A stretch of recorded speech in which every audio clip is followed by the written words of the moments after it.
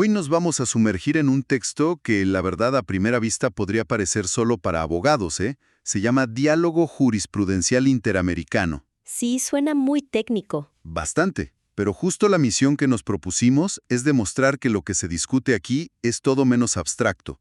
Vamos a explorar cómo una conversación, que a veces es bastante tensa, entre un tribunal internacional y nuestras cortes locales, está, pues, literalmente cambiando las reglas del juego. ¿Y sobre qué significa la justicia en América Latina? Exacto. Y eso nos afecta a todos, directamente. Totalmente, porque el punto de partida del libro es que estamos en medio de una transformación, silenciosa pero muy, muy profunda. A ver, pensemos en las leyes de un país como las reglas de la casa, ¿no? Ok. Siendo como un conjunto de reglas comunes para todo el vecindario. Un derecho constitucional común latinoamericano, así lo llaman. Justo así. Y como bien dices, no es una plática amistosa con un café. Es un diálogo lleno de fricciones, de resistencias, pero que al final está forzando a los sistemas de justicia a ser más responsables. Y a los jueces a tomar un rol mucho más activo, ¿no? Sí, frente a realidades sociales que muchas veces lo sobrepasan. De acuerdo. A ver, empecemos a desempacar esto con uno de los temas más crudos que aborda el libro, que es el capítulo de Alfonso Jaime Martínez Lascano sobre la desaparición forzada en México. Híjole, un tema durísimo. Durísimo. Y hay un dato que de verdad me dejó helado. El texto habla de más de 61,000 personas desaparecidas. Pero lo increíble, lo que no me cabe en la cabeza, es que más del 97% de esos casos ocurrieron a partir de 2006. O sea, es un problema de ahora, no del pasado. Exacto. No es la guerra sucia de los 70, es nuestro presente. Y para rematar, el autor cita el Índice Global de Impunidad 2020, que pone a México en el 10º lugar mundial. Es el retrato de un colapso. Y aquí es crucial entender por qué, para el derecho interamericano, una desaparición forzada es mucho más que un secuestro. El libro es muy claro en esto. A ver. No es un solo crimen. Técnicamente se le llama un crimen pluriofensivo y de carácter continuo. Imagina una piedra que cae al agua y genera ondas. Ok. Bueno, pues ataca la libertad, la integridad, la vida de la persona. Pero las ondas no paran ahí. El elemento que lo define, y esto es lo más importante, es que hay participación o, como mínimo, el consentimiento del Estado, que luego niega la detención o se rehúsa a decir dónde está la persona. Ahí está la clave. La negación del Estado. Esa negativa deliberada, porque crea un vacío, una incertidumbre que es en sí misma una forma de tortura psicológica para las familias, y puede durar décadas. El crimen no termina hasta que la persona aparece. Y el autor ilustra esto con dos casos que son un antes y un después. El primero es el de Rosendo Radilla Pacheco, un activista social detenido por el ejército en un retén militar en 1974. En plena guerra sucia. Exacto. Y nunca más se supo de él. Lo que salió de este caso, bueno, cambió la justicia en México para siempre. Así es, porque la sentencia de la Corte Interamericana en el caso Radilla estableció un principio demoledor para la estructura de poder de esa época. ¿Cuál fue?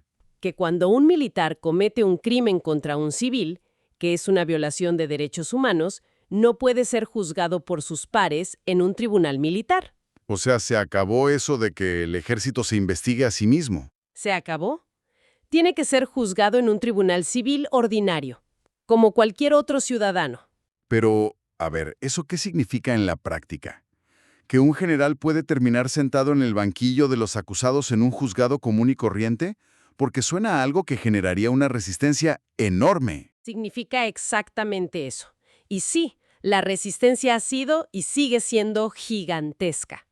Pero la sentencia sentó la regla, redefinió el poder, le quitó al ejército la capacidad de ser juez y parte en sus propios abusos. Es uno de los ejemplos más claros de cómo este diálogo es en realidad una imposición de un estándar superior. Y luego el libro nos lleva a un segundo caso, décadas después, Alvarado Espinosa y otros de 2009.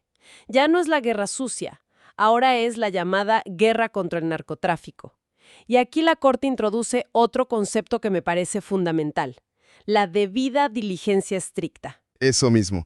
Este concepto es clave.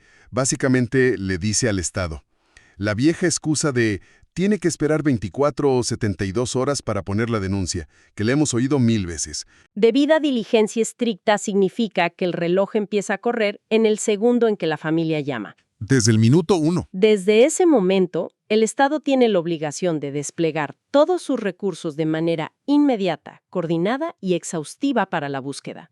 No hay pretextos burocráticos que valgan. Se asume que la persona está en un riesgo extremo y cada minuto cuenta. Lo que me llama la atención es cómo el autor conecta estos dos casos, que están tan lejanos en el tiempo. La conclusión a la que llega es que hay un hilo conductor muy claro.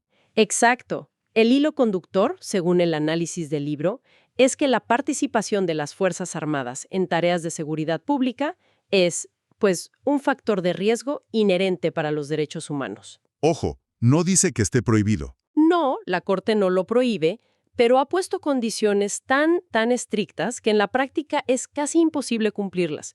Dice que debe ser una medida absolutamente excepcional, temporal, regulada por ley, subordinada al poder civil y, esto es crucial, fiscalizada por órganos externos e independientes. Y lo que los casos Radilla y Alvarado demuestran es que, en la realidad, Esas condiciones casi nunca se cumplen. Y eso crea un entorno donde las violaciones a derechos humanos son mucho más probables. y esta idea de la responsabilidad del Estado cuando falla, se vuelve todavía más compleja, porque ya no se trata solo de actuar después de una tragedia, sino de prevenirla. Exacto. Y el libro se mete de lleno en esto al analizar la violencia de género basándose en el capítulo de Marta Elba Dávila Pérez.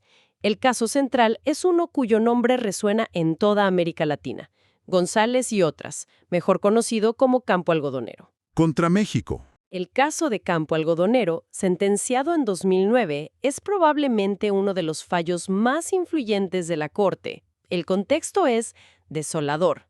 Los cuerpos de 3 mujeres jóvenes encontrados en un campo de algodón en Ciudad Juárez. En un momento en que la violencia feminicida ahí ya era un patrón denunciado y conocido a nivel mundial. Justo.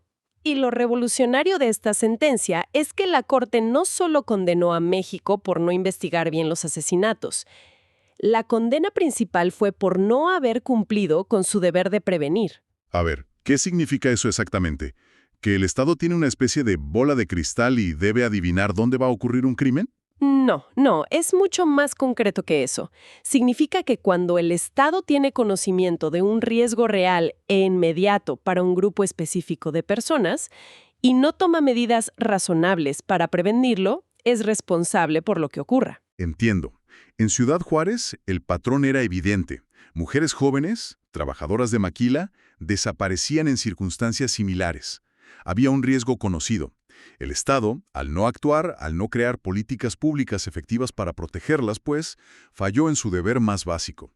La Corte dijo que la indiferencia también es una forma de complicidad. Y el texto menciona otro caso que parece llevar esta lógica un paso más allá. Mujeres víctimas de violencia sexual en Atenco, de 2018. Aquí el horror es que los perpetradores eran los propios agentes del Estado. Sí, y aquí el análisis se vuelve escalofriante. La Corte determinó que la violencia sexual cometida por policías durante los operativos en Atenco no fue un exceso. O la acción de unos cuantos agentes fuera de control. Argumenta que fue una estrategia, una táctica de tortura y humillación usada deliberadamente como arma para castigar y controlar a las mujeres que participaban en la protesta social. Híjole, el mensaje era aterrorizante. Te atreves a manifestarte, te castigamos a través de tu cuerpo. Es una falla institucional en su nivel más profundo. Y si conectamos esto con la idea de prevención, el libro insiste en que no se trata solo de tener leyes más duras. Claro, va más allá. Prevenir implica medidas estructurales. El análisis es muy práctico. Habla de cosas como mejorar el alumbrado público, garantizar la seguridad en el transporte que usan las mujeres para ir a trabajar, pero luego va más allá. ¿A qué te refieres? Habla de combatir activamente los estereotipos de género que existen dentro de la policía, de las fiscalías y en los discursos de los políticos. O sea que las palabras de un funcionario que culpa a la víctima o minimiza un ataque pueden ser en sí mismas parte del problema. Exactamente.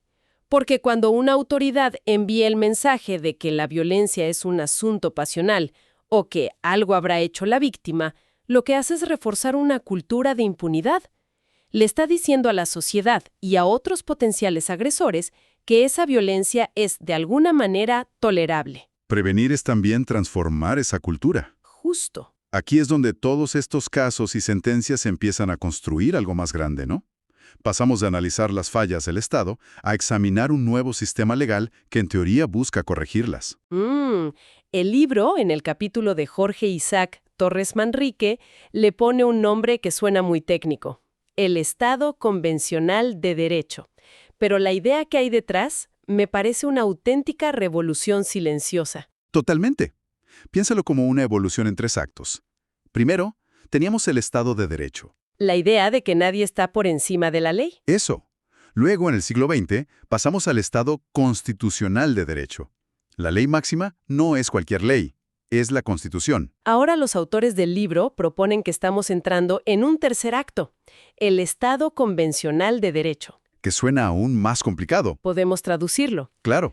Imagina que antes cada país jugaba su propio partido de fútbol con sus propias reglas, las de su constitución. Ok, entiendo la analogía. Ahora la Corte Interamericana es como la FIFA. Está creando un reglamento común para los derechos humanos, que es la Convención Americana, que todos los países de la región se comprometieron a seguir. ¿Y en este nuevo Estado convencional? Pues ese reglamento de la FIFA de los derechos humanos y las decisiones de sus árbitros se convierten en la vara con la que se mide todo. Son la regla de oro, a veces incluso por encima de las propias reglas locales de cada país. Suena increíble en teoría. Pero, a ver, ¿cómo aterriza esto en el mundo real? ¿Un juez en un pueblo pequeño de México o de Perú realmente va a ignorar una ley de su país porque un tribunal en Costa Rica dijo algo diferente? Me imagino que eso en la práctica debe ser un campo de batalla. Lo es. Es una de las mayores fuentes de tensión jurídica hoy en día. Hay resistencias enormes de cortes supremas nacionales que dicen: un momento, la autoridad máxima aquí soy yo. Pero la tendencia es que poco a poco los jueces nacionales están empezando a usar estas sentencias internacionales como una herramienta muy poderosa para proteger derechos, usándolas para invalidar leyes locales que son contrarias a los derechos humanos. Exacto.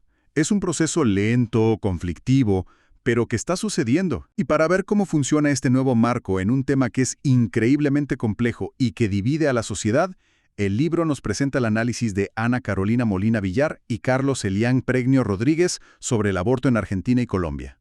Un ejemplo perfecto de cómo este derecho convencional dialoga, o más bien choca, con realidades nacionales muy intensas. Totalmente. Y los autores usan este nuevo lente para analizar el debate.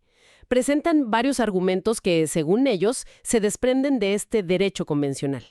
Primero, y esto es crucial, citan el caso Artavia Murillo contra Costa Rica. Sí, ese es un caso fundamental. Ahí la Corte Interamericana tuvo que definir qué significan los términos persona y concepción en la Convención Americana. Y la Corte concluyó 2 cosas trascendentales: que un embrión no implantado no puede ser considerado jurídicamente como persona en los términos de la Convención, y que el derecho a la vida no es absoluto y admite matices. Eso cambia por completo el punto de partida legal del debate.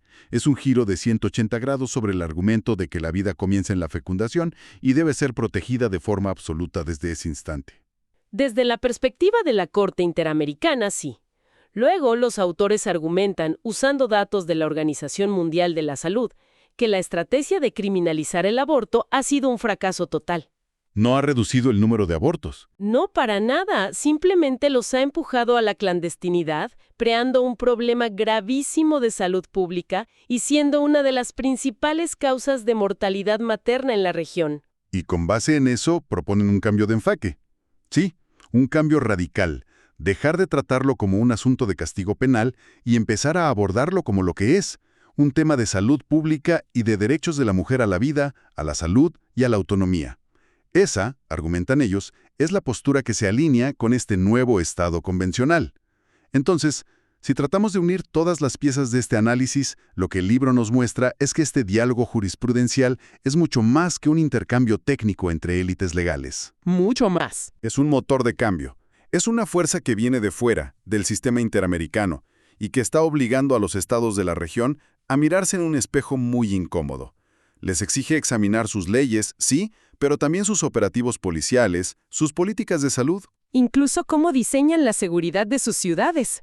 Busca transformar la realidad desde la raíz. Esa es la promesa, sin duda. Claro, pero el libro, al describir este diálogo, también expone, a veces sin quererlo, sus enormes fallas y frustraciones.